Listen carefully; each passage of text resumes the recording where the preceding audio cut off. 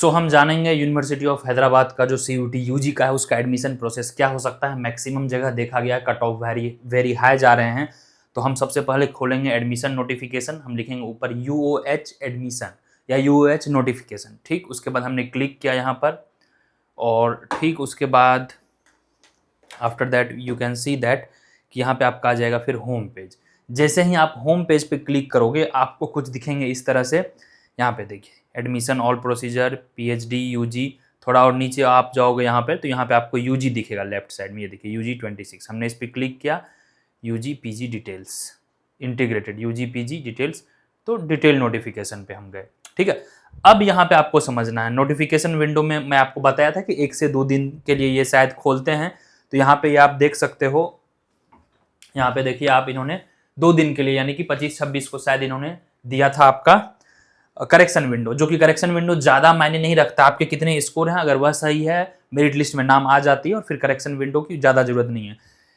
2-3 important dates हैं जो कि already it is mentioned here. ये सारे के सारे सीट्स हैं, एक बार मैं यहाँ पे स्क्रीन पे मैं आपको दिखा दूँ तो सारे सीट्स आप बखूबी देख सकते हो। ठीक है, that seats are quite visible. जो जनरल कैटेगरी के हैं, जो ST हैं, OBC हैं, ये सारे के सारे सीट्स हैं।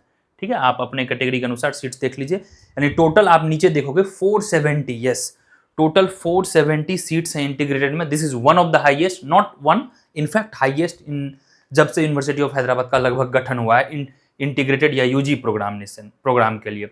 और I would strongly suggest you कि JNU में लैंग्वेज कोर्स है, JNU CUET UG के थ्रू आप जाना चाह रहे हैं तो वहाँ लैंग्वेज कोर्स जिनको पढ़ना है उनके लिए सही है। अदरवाइज अगर आपको साइंस पढ़ना है, सोशल साइंस पढ़ना है, या तो दिल्ली यूनिवर्सिटी या तो BHU या तो HCU, यही 3 को प्रायोरिटी रखेंगे। उसके बाद और भी प्राइवेट इंस्टीट्यूट्स हैं जिसकी हम कई बार जिक्र कर चुके हैं।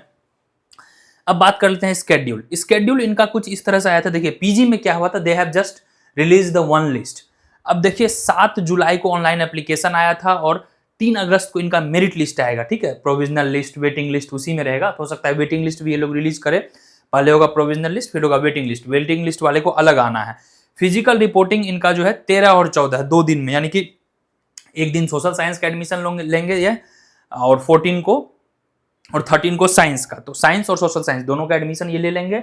और ठीक उसके 2 दिन बाद यानी कि 15 अगस्त को छुट्टी रहता है। 15 अगस्त अगर आप 14 को आते हैं तो 15 अगस्त बड़ा ही प्यारा होता है यूनिवर्सिटी ऑफ हैदराबाद में, वो आपको देखने के लिए मिलेगा। और 17 अगस्त को वह आपका एडमिशन प्रोसीजर हो जाएगा, मतलब क्लासेज स्टार्ट हो जाएंगे। अब बात कर लेते हैं कि क्या हमें जो है सब कुछ साथ लेके आना है। तो यस, आपको मिनिमम जो भी चीज़ें रिक्वायर्ड डॉक्यूमेंट्स हैं वो आपको पता है, जो भी अवेलेबल है आपके पास, चाहे आपके सर्टिफिकेट हो, चाहे आपके 10-12 के मार्क्स हो, वो सब लेके आना है। नेक्स्ट थिंग, अगर लैपटॉप है तो लैपटॉप लेके आएंगे, 2-4 पीस कपड़े लेके आएंगे और साथ में कुछ भी नहीं लेके आएंगे। हर चीज़ यहाँ पे ब्लिंकिट है, जेप्टो है, स्विगी है, अमेजॉन है, फ्लिपकार्ट है। और यह एकदम बीच सिटी में यूनिवर्सिटी बसा है, या दूर नहीं। जैसे IIT हैदराबाद क्या है, वह सिटी से बहुत दूर है। मैक्सिमम सेंट्रल यूनिवर्सिटी जो है कर्नाटका है, आई थिंक पंजाब है, राजस्थान है, ये सब काफ़ी दूर है शहर से। In fact central university of south Bihar वह भी दूर है। बट BHU वगैरह शहर में है, HCU शहर में है, JNU शहर में है। तो ये सब जगह जब आप जाते हो तो आपको बिल्कुल भी चिंता नहीं करना चाहिए कि साथ में क्या लेके जाएं क्या ना लेके जाएं।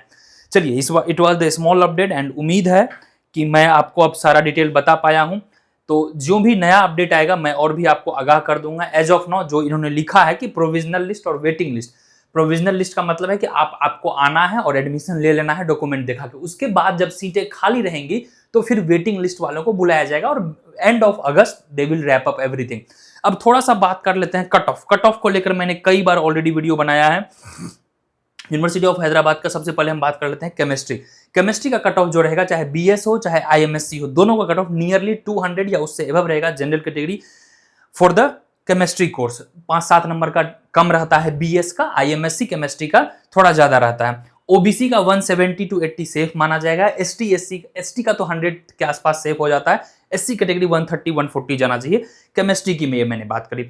बाकी मैथमेटिकल साइंस अगर आप देखोगे तो mathematical science I think 500 marks का होता है या 750 का होता है। अगर 750 का होता है तो आपको जनरल कैटेगरी में 500 एबव लाना पड़ेगा।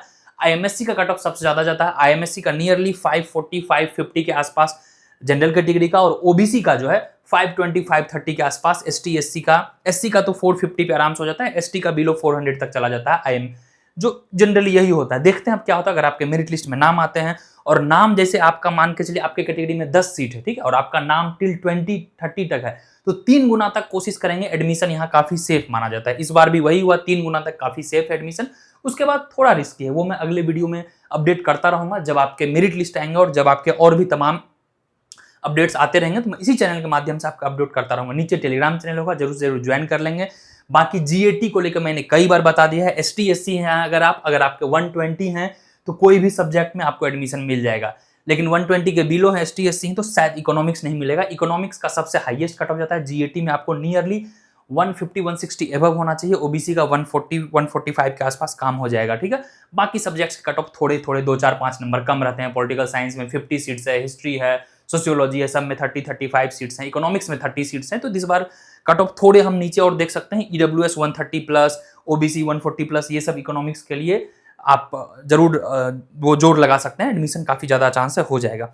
चलिए, थैंक यू सो मच। उम्मीद है कि मैं एक ब्रीफ अपडेट दे पाया जो आपको कट ऑफ को लेकर था, जो आपका एडमिशन प्रोसीजर को लेकर था। एडमिशन आपका फिजिकल होगा CIS, centre for integrated studies, वहीं पे आपके क्लासेस चलेंगे।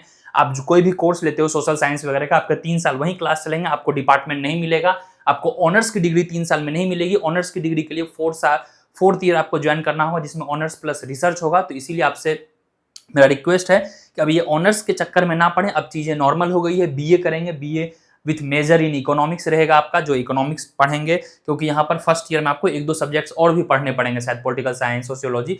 तो यहाँ पे बीए प्रोग्राम होता है, बीएससी या बीए ऑनर्स नहीं होता है। बीए ऑनर्स के लिए आपको 4 साल करने पड़ेंगे। एक स्मॉल अपडेट था।